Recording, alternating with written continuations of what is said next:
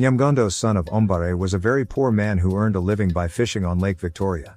He barely had anything to eat or clothes to wear, and every evening, his underprivileged conditions forced him to walk long distances looking for a place among kind neighbors to help him with a place to sleep.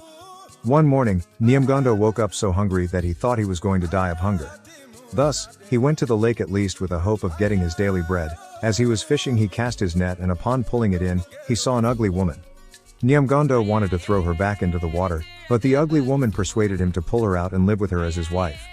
She promised to make him wealthy, on the condition that he never reveals to anyone where she was found.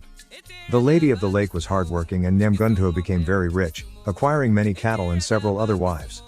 However, he suddenly grew proud and arrogant, and one day he came home drunk. Each wife, who had her own house, refused to let him in. Even the lady of the lake refused to let him in. Nyamgondo shouted, "What?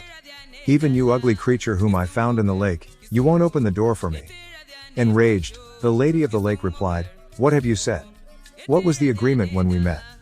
Nyamgondo told her that with his considerable wealth in cattle, he no longer needed such an ugly wife, and he cursed her.